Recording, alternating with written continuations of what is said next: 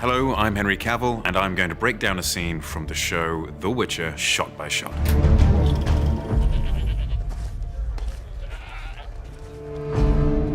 Where's Renfrey? She's at the tower with your little friend. Right here, Geralt has entered Blaviken looking for someone called Renfrey, or Shrike, as you may know her from the books, if you're a fan of the books. Her gang has been laying in wait for me.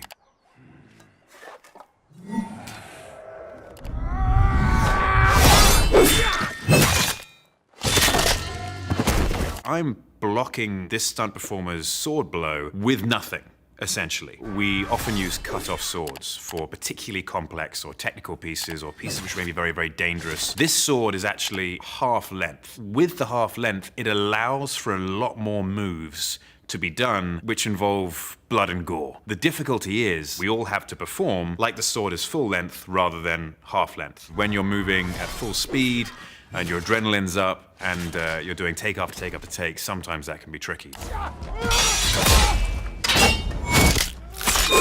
Now that Geralt has walked through all these men, Renfrey comes back into town with Geralt's young friend Marolka, and that was essentially her family, and so she decides to go to town and try and take Geralt out. If we cross swords, I won't be able to stop. Emma Appleton, who plays Renfrey, trained relentlessly. She trained for the full, I believe it was 3 or 4 weeks. She was in there every day for hours on end, training with her team. There was only so much one can do to actually build up to a fight which was this technical. And so I had the great fortune of working with probably the best stunt performer I've ever actually performed with, and that was Lucy Cork. Her viper-like actions were exactly what Shrike or Renfrey is ascribed like in the books.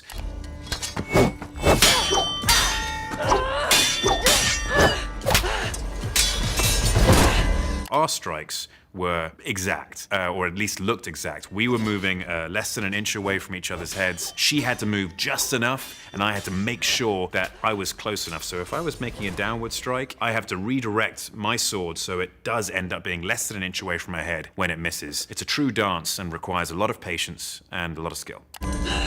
They created me just as they created you. We're not so different.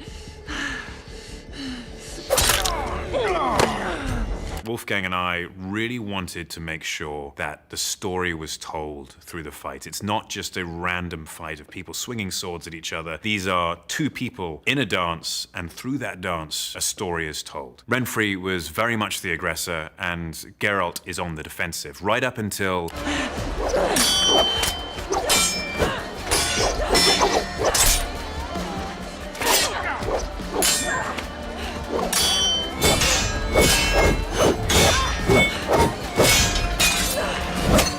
Within 4 moves, she is completely defeated, and then Geralt stands back and gives her the space. He allows her one last chance. Walk away from Blaviken, forget, and you won't be a monster. And instead...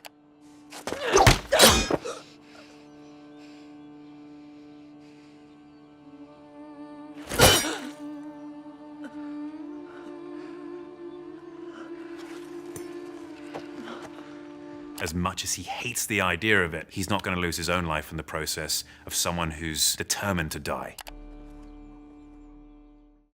Welcome back, everyone. It's Charlie. Toss a coin to your Witcher. This is going to be my deleted scenes and alternate ending video for The Witcher Netflix Season 1. So if you're new to my channel, be sure to subscribe to get all the videos. They're obviously in the middle of shooting The Witcher Netflix Season 2. They had to go on break briefly because of the virus that's going on around the world. So I'll explain what's going on with that at the end of the video and how that's going to affect their release date for The Witcher Netflix Season 2. But we'll just break this down top 5 WTF style. Careful for spoilers if you have not seen The Witcher Netflix Season 1 yet. Starting with number 5, the scene that I put at the beginning of this, Geralt versus Renfrey in the Butcher of Blaviken Episode 1 deleted scenes. There's actually a couple of things that they changed during Episode 1, a number of different deleted scenes from very different parts of the episode. There was originally a totally different actress playing the Marolka character. They heavily reshot all of Episode 1. There were a couple different versions of the 2 big fight scenes that they went through. Even though there were multiple big fight scenes during the episode, like you have the Kikamura that they open Episode 1 with, most of the deleted scenes that I'll cover will be just from the Butcher of Blaviken part of the episode. There were different versions of Geralt versus Renfri's men, with him running the gauntlet, and then Geralt versus Renfri in that final fight. Like Henry Cavill said, in the original other versions, they didn't try to do it as one take, cutting it up a lot more, but I think they made the right call in taking the extra time to do this first fight, the gauntlet run, all in one take.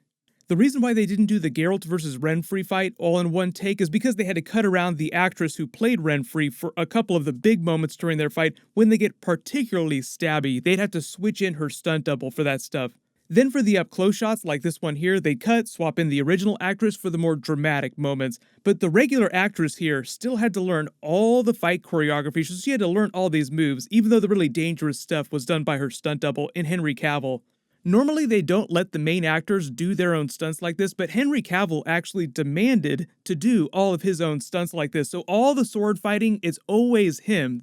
Number 4, next big deleted scene was also during The Witcher Episode 1. There was a massive deleted scene of Stregobor and Renfri's backstory that they full-on shot, but then decided to get rid of in the editing bay in favor of the exposition with the illusions of the naked people in the tower, the big flesh parade. In the deleted scene, they filmed all the Curse of the Black Sun backstory. Remember, it's meant to be the lesser of two evils. That's the name of the short story that they borrowed from for this part of the episode. You would have seen Renfri's mother, the queen, agreeing to let Stregobor experiment on and then get rid of Renfri because she was born under an eclipse. So the whole idea with the prophecy of the Black Sun is that a long time ago, a sorcerer prophesied that a bunch of women who were born under eclipses would eventually rise up and gain demonic powers and end the world. As you saw during the series, Stregobor firmly believed this prophecy, so he would go around experimenting on girls that were born under eclipses, trying to see if they were marked by the Curse of the Black Sun. The whole idea with that is that it would show him as being just as terrible as Renfri, but they kind of tried to explain that with her exposition in the final version of the episode. Number 3, there were a bunch of Yennefer deleted scenes that I just grouped together here. The first one they filmed when Yennefer was younger, but had already just become a sorceress. She meets a very young version of Triss who had just arrived at Aretuza for training to become a sorceress. They said the whole purpose of the scene was meant to show how far Yennefer had come since she had arrived at Aretuza, and created a sense of mentorship between Yennefer and a very young version of Triss. They didn't really show you Triss's time in training as a sorceress or anything like that. She just shows up at the end as an adult, and she has this pre-existing relationship with Yennefer. They've been friends for a long time. The other big Yennefer deleted scene was from the Betrayer Moon episode during her graduation ceremony, where she misses it because she's going through that really painful transformation and gives up her fertility. The scene was mostly her talking to Fringilla and Sabrina later about how they felt about making that sacrifice and how much it had changed them. They were trying to provide a little more of a connection between Yennefer and Fringilla before she'd gone to Nilfgaard, before the big battle of Sodden Hill. Because later she becomes a much bigger character and a much more important part of the story, but you don't have that much time between her and Yennefer early in the episodes. Number 2, there was another big deleted scene between Geralt and Mousesack in episode 7. It was originally supposed to take place really early during episode 7. Geralt and Mousesack fend off and kill assassins sent by Queen Calanthe. The big change that they made for the version that you saw in the show is that Calanthe's assassins ended up being ordinary Cintran knights, rather than a bunch of street thugs, which in the original version Calanthe had hired to take them down. In the deleted scene, Geralt winds up killing them, but on the show, he does not wind up killing the guards. There were also a couple moments during this where Geralt threatens to kill Mousesack, thinking that he's in on it with Queen Calanthe, even though Mousesack is his ally trying to help him. The number 1 WTF, really big, deleted scene, alternate ending for the finale between Ciri and Geralt. So there was a whole different version of this ending scene where they're reunited. The showrunner says they filmed it all, but then cut it way down in the editing bay because they had cut out a bunch of earlier scenes and potential meetings between Geralt and Ciri in Brokilon in the forest. So when they finally reunited in this ending scene, the showrunner said that it felt like they didn't earn all these moments during this original version of the scene as they filmed it. So we'll just read from this original script page. This is the way the scene originally went down before they cut it all out. Ciri walks up to him and says, "You're here. You're really here." Shocked, Geralt looks down at her. "You're alive." Ciri says, "I've been looking for you. I was going to Sodden, and I didn't think you'd ever find me." Geralt's mother's words hit him. This is what he was supposed to do. Find. He repeats her words. People linked by destiny will always find each other. Ciri pulls back in surprise, locking eyes with the Witcher, and says, "Was my grandmother right? Am I your destiny?" And in that instant, Geralt knows one thing: he will never abandon this child, and says, "You're more than that, Ciri, much more." Ciri nods and then looks at him in the eye and says firmly, "Who is Yennefer?" So as you can see in the original version, there's a much longer exchange between the two of them. They seem much more familiar with each other than they did in the final version, but because they cut out a lot of earlier scenes from earlier episodes and potential meetings between the two of them, they didn't want them to feel quite so familiar in this episode because Geralt himself has never really interacted with her. As for what's going on with The Witcher Netflix Season 2, I've already done a couple videos, so I'll link those at the end of this. Originally, they hadn't planned on premiering Season 2 until 2021, so honestly, I don't think that the delay is going to affect their release date that much. It's still going to be out next year sometime. I will be doing more Witcher Netflix bonus videos while we wait for Season 2 to get here, so leave all your requests and your big questions in the comments below. Everyone, click here for my new Witcher Netflix Season 2 teaser video, and click here for my new Venom 2 Carnage teaser. Thank you so much for watching. Everyone stay safe. I'll see you guys tonight.